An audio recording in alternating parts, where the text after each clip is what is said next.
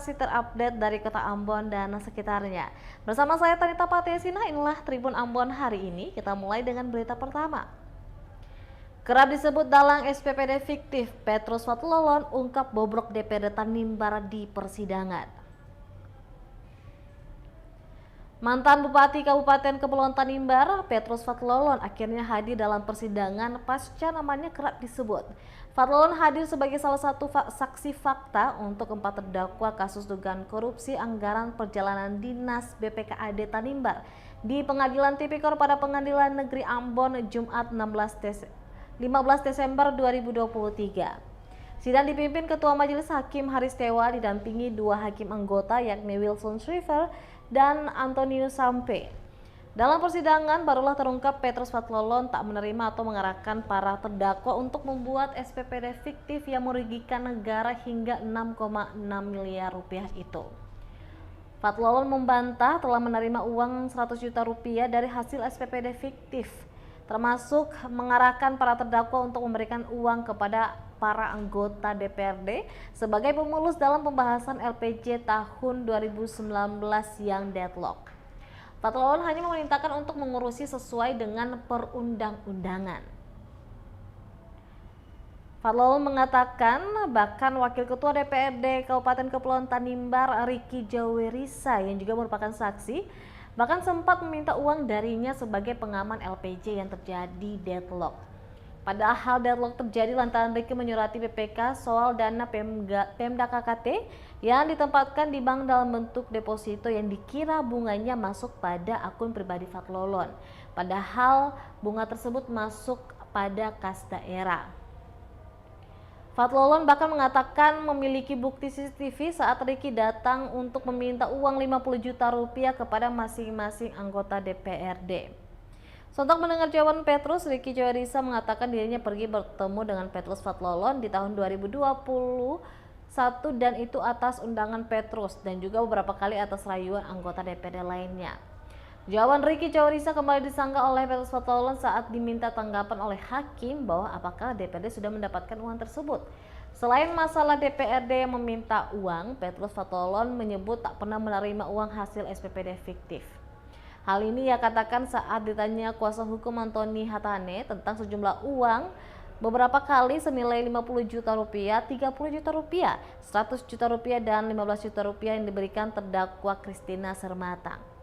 Keterangan Fathlolon kemudian diperkuat dengan jawaban dari terdakwa Jonas Patlayeri.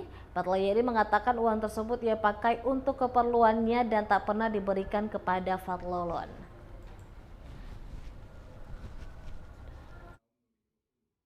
2019-2020 itu ada pembahasan APBD atau tidak? Uang yang kemarin berdasarkan fakta dari BPK sendiri telah diserahkan uang ke Kejaksaan Negeri Tanimbar sebesar 350 juta dan ada tanda terima. Berikut ada juga dari saudara Evert ini kayaknya. Iya, jadi sebelum ketua sidang ketua buka dulu. Iya. Review dulu. Ini sidang kayak percakapan tapi orang yang baik.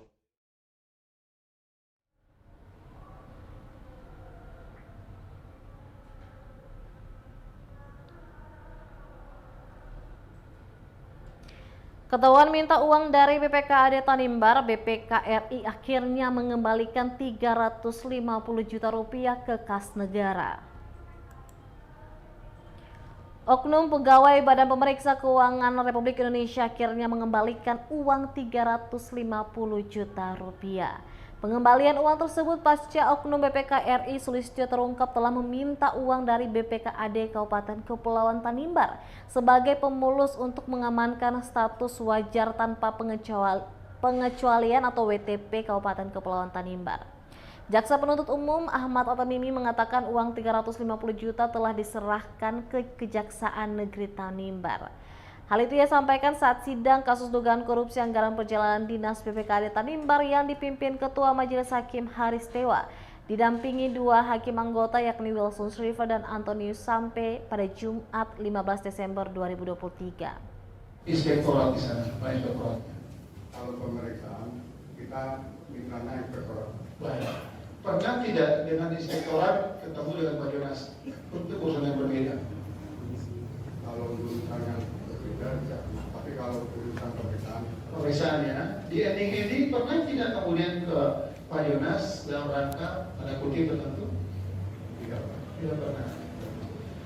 Pernah dia kemudian menyampaikan kepada Pak Yonas bahwa kemudian ya bisa ditindak lanjuti tidak? Itu bisa dipahami tidak? Tidak, Pak. Sudah pernah terima uang nggak? Baik.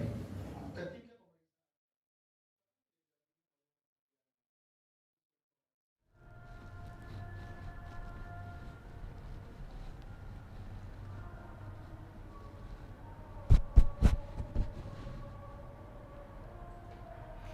Tribuners, kita beralih ke berita selanjutnya. Sepekan jelang Natal, harga sayur kol di Pasar Langgur naik, kini Rp30.000 per kilogram.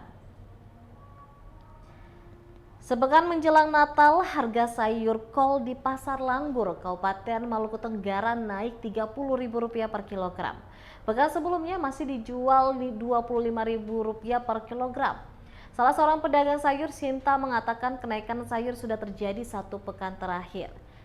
Sayur kol yang biasanya dibeli dari pemasok Rp250.000 kini melonjak menjadi Rp265.000. Ia mengatakan untuk jenis sayur yang satu ini memang stoknya berkurang hingga mempengaruhi harga pasaran. Kendala lainnya yakni kemarau panjang yang terjadi di beberapa waktu lalu.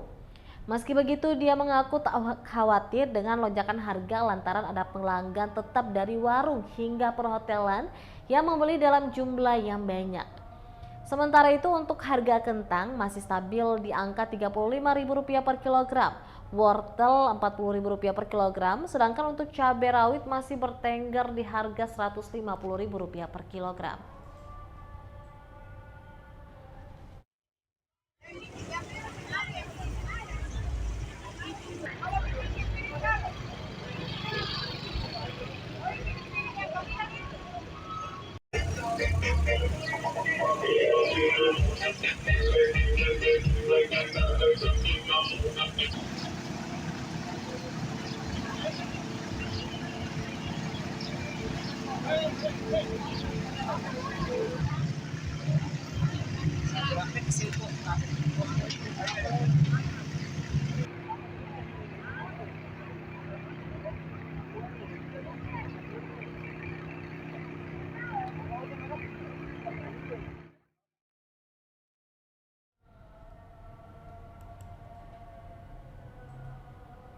Sepekan menjelang Natal, pedagang petasan di Pasar Tual ngaku masih sepi pembeli.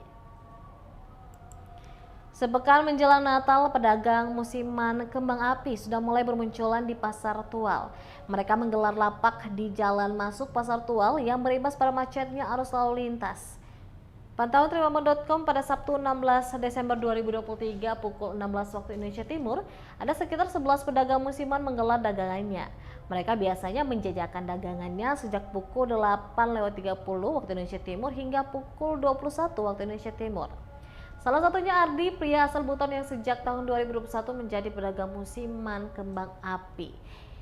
Ia mengaku sudah mulai jualan sejak 3 Desember 2023 lalu. Untuk saat ini, katanya belum terlalu banyak pembeli kembang api. Biasanya sepekan menjelang Natal sudah ramai, namun hingga sepekan ini masih sepi pembeli. Harga kembang api di sini bervariasi tergantung dari jenis dan ukurannya. Kembang api termurah dihargai Rp5.000, sedangkan yang paling mahal bisa sampai Rp1,9 juta.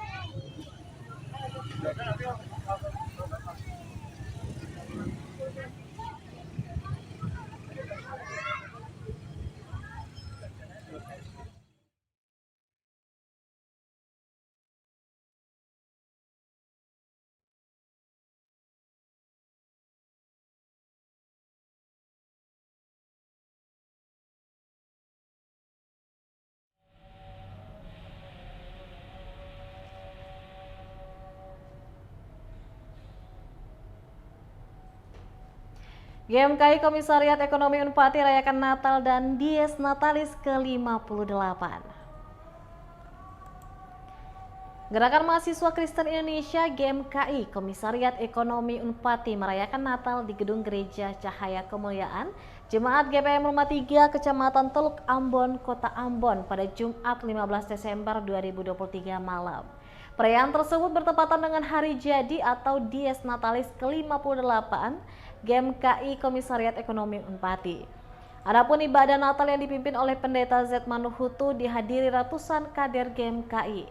Dalam pidatonya, Ketua Komisariat Charlie Siahaya berpesan agar di momen tahun politik 2024 kader-kader GMKI dapat menggunakan hak demokrasi secara bijak. Pasalnya GMKI merupakan organisasi pengkaderan yang oikomenis tetapi juga nasionalis. Hal ini selaras akan pendapat pendiri GMKI Johannes Lemena bahwa politik adalah etika untuk melayani rakyat, negara, dan bangsa. Ia menegaskan untuk setiap kader memilih orang-orang yang memiliki dedikasi untuk melayani masyarakat, terlepas dari sosok yang dipilih senior atau bukan. Lanjutnya berkaitan dengan tantangan zaman yang semakin kompleks, dia meminta agar kader GMKI tetap mempertahankan eksistensi, baik itu di gereja, perguruan tinggi maupun dalam kehidupan bermasyarakat. Dia berharap agar Natal dan perayaan Dies Natalis dapat dimaknai oleh setiap insan.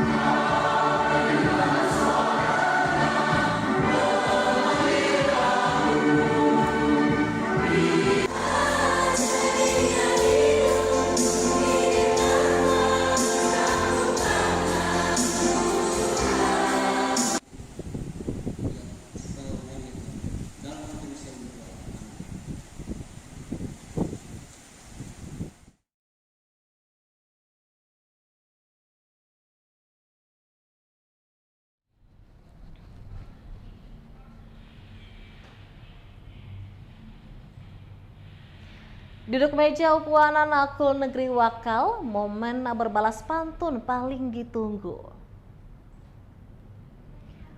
Warga Negeri Wakal, Kecamatan Lehitu, Kabupaten Maluku Tengah, khusus Upuana atau anak cucu marga Nakul, menggelar acara duduk meja.